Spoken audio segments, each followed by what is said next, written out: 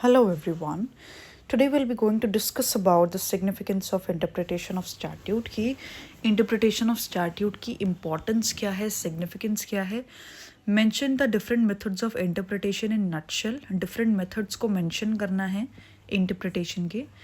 So interpretation of statutes ये crucial है ensure करने में लॉज को, ये क्रूशल है इंश्योर करने में कि laws are understood and applied correctly to promote justice, fairness and consistency. So ये इंश्योर करता है कि लॉज समझे जाते हैं और अप्लाई किए जाते हैं करेक्टली प्रमोट करने के लिए जस्टिस, फेयरनेस एंड कंसिस्टेंसी, कि जस्टिस मिले सारे इंडिविजुअल्स को, फेयरनेस मिले और कंसिस्टेंसी हो. The purpose of interpreting statutes is to understand the intention of the legislator. जो पर्पस होता है इन स्टैट्यूट्स इंटरप्रेट करने का वो होता है कि इंटेंशन जो है लेजिस्लेचर का उसको समझा जा सके, specially when the wording of a law is ambiguous और अनक्लियर. स्पेशली जब लॉ की जो वर्डिंग होती है वो एम्बिगुअस होती है या फिर अनक्लियर होती है. Courts play a vital role in this process by interpreting the law.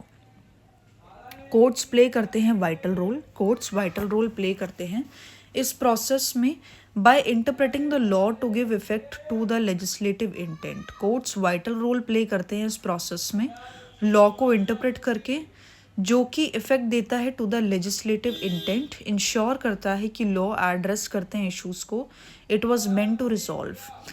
ये इंश्योर करता है कि लॉज उन इश्यूज़ को एड्रेस कर रहे हैं जो कि समझे गए थे कि वो रिजॉल्व किए जाएंगे, and ensuring justice in individual case, कि सारे केसेस में जस्टिस मिले. इंडिया में जो प्रिंसिपल ऑफ लेजिस्लेशन है वो एम्फोसाइज करता है लॉज जो है इंटरप्रेट किए जाने चाहिए इन अ मैनर जो कि सर्व करे पब्लिक इंटरेस्ट, प्रोटेक्ट करे सिटीजन्स के राइट्स को और प्रमोट करे जस्टिस. जो जुडिशरी है वो यूज़ करता है बहुत सारे वेरियस मेथड्स इंटरप्रेट करने के लिए statutes, considering factors such as legislative intent, social context and the law's purpose.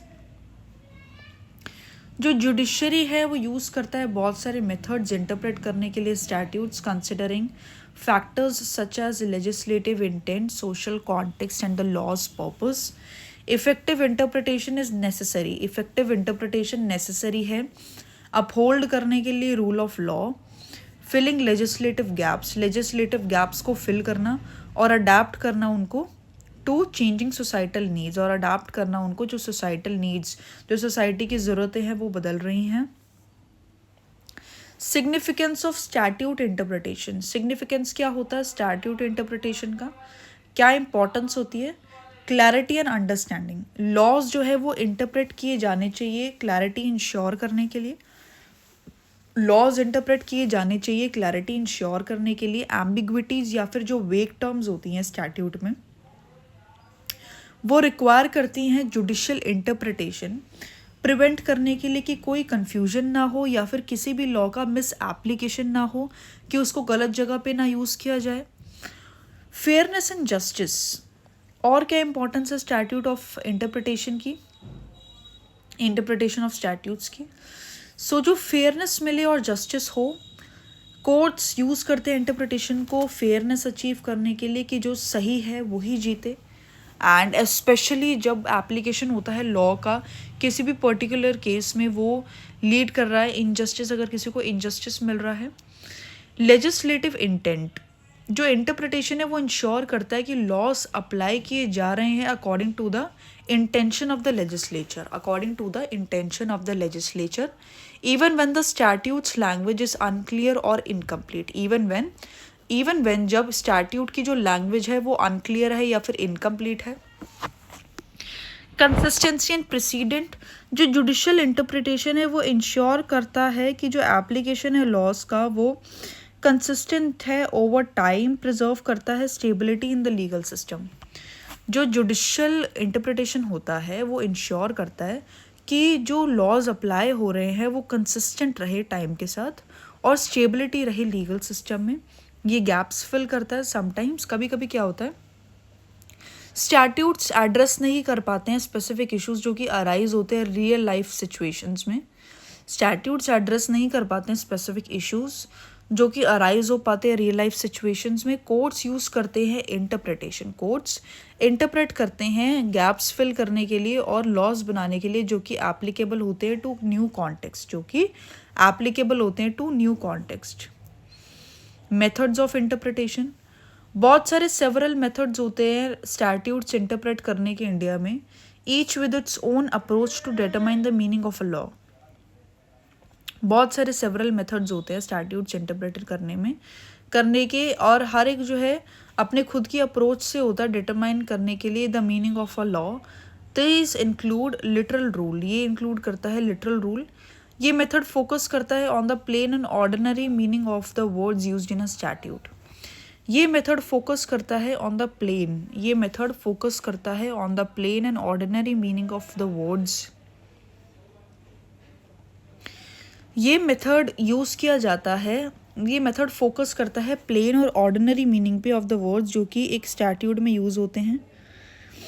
Courts apply करते हैं law as it is written, courts apply करते हैं लॉ जैसे कि वो लिखा हुआ होता है, without inferring any broader meanings, बिना इन्फर किए broader meanings unless the language is ambiguous, जब तक कि लैंग्वेज एम्बिगुअस होती है। For example in the MC Mehta versus Union of India case, जो MC Mehta versus Union of India case है,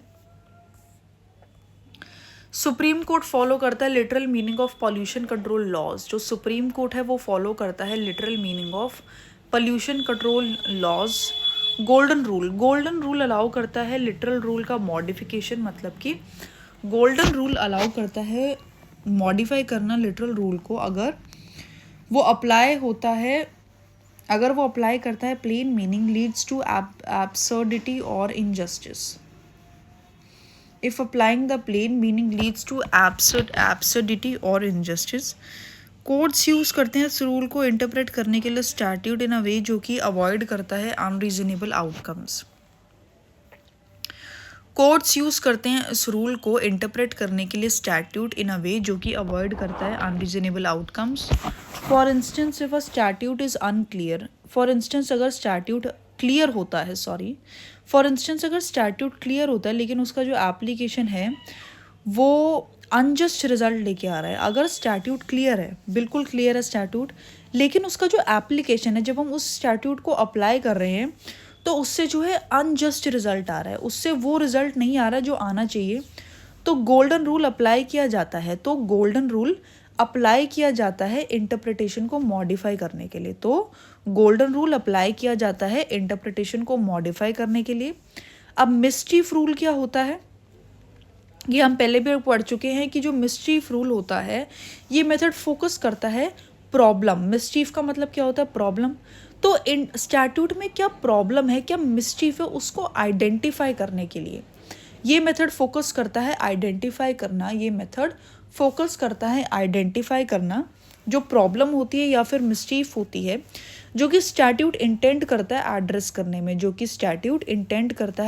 करने में।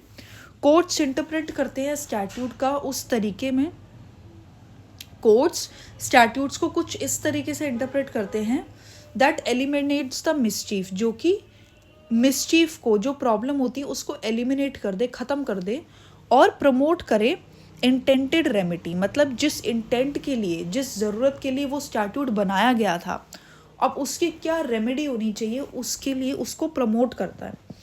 फॉर एग्जाम्पल हेडन्स केस में देखा जाए जो कि 1584 में आया था, कोर्ट ने डिटरमाइन करने के लिए कि लॉ में डिफेक्ट क्या है और इंटरप्रेट कर दिया स्टैट्यूट को उसको करेक्ट करने के लिए।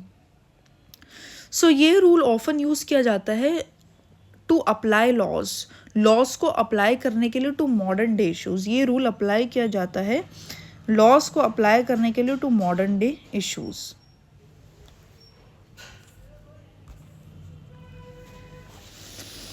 पर्पसिव इंटरप्रिटेशन क्या होता है, ये अप्रोच एम्फसाइज करती है पर्पस और objective behind the statute.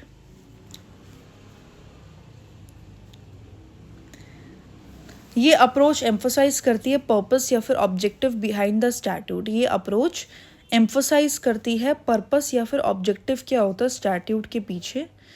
So courts interpret करते हैं लॉस को इन अ वे जो कि अलाइन करता है विद द सोशल, इकोनॉमिक और मॉरल गोल्स। जो कोर्ट्स हैं वो लॉस को इंटरप्रेट करते हैं उस तरीके से कि वो अलाइन करे सोशल, इकोनॉमिक या फिर मॉरल गोल्स के साथ, जो कि लॉ सीक करते हैं अचीव करने के लिए, जो कि लॉ सीक करते हैं अचीव करने के लिए। ये मेथड कॉमनली यूज़ किया जाता है मॉडर्न ह्यूमन राइट्स में। ये मेथड कॉमनली यूज़ किया जाता है ह्यूमन राइट्स में और वेलफेयर लेजिस्लेशन जस्टिस प्रमोट करने के लिए, और वेलफेयर लेजिस्लेशन जस्टिस प्रमोट करने के लिए। फॉर इंस्टेंस, जो बैंगलोर वाटर सप्लाई केस है 1978, जो बैंगलोर वाटर सप्लाई केस है 1978, इसने इंटरप्रेट किया labour laws in light of their underlying social justice purpose.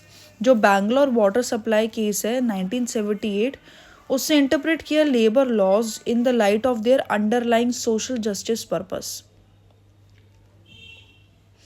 जो कि इंटरप्रेट करता है लेबर लॉज, जो कि इंटरप्रेट करता है labour laws in light of their underlying, किस लाइट में, of their underlying social justice purpose, जो सोशल जस्टिस पर्पस है। एजुजडम जेनेरिस, एजुजडम जेनेरिस क्या होता है? ये रूल का मतलब होता है ऑफ द सेम काइंड और नेचर। ये जो रूल होता है इसका मतलब होता है ऑफ द सेम काइंड और नेचर, मतलब कि सेम तरीके का या फिर सेम नेचर का। ये यूज़ किया जाता है जब जनरल वर्ड्स फॉलो करते हैं specific terms in a statute. ये यूज़ किया जाता है, ये यूज़ किया जाता है जब जनरल वर्ड्स इंटरप्रेट होते हैं, जब जनरल वर्ड्स इंटरप्रेट होते हैं in the context of the specific words. ये कब यूज़ किया जाता है? ये यूज़ किया जाता है इन the context of the specific words. ये जनरल वर्ड्स इंटरप्रेट किए जाते हैं, ये जो जनरल वर्ड्स होते हैं वो इंटरप्रेट किए जाते हैं in the context of the specific words,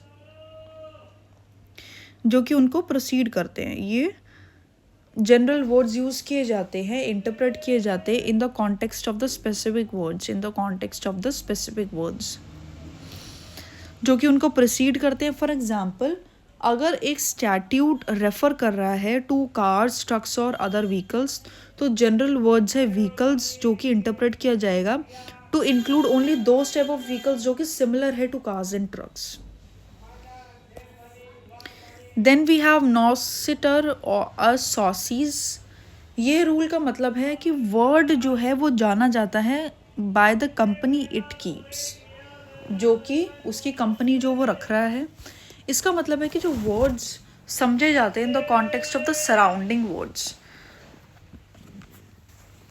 noscitur और सॉसीज का मतलब है, ये रूल का मतलब होता है कि कोई भी शब्द समझा जा सकता है उसके सराउंडिंग वर्ड्स से। For example, if a law refers to school children, teachers and other individuals, तो यहाँ पर इंडिविजुअल्स इंटरप्रेट किया जाएगा एज रेफरिंग टू पीपल जो कि सिमिलर होंगे टू टीचर्स एंड चिल्ड्रन, या फिर जैसे कि स्कूल स्टाफ हो गया। देन हारमोनियस कंस्ट्रक्शन क्या होता है?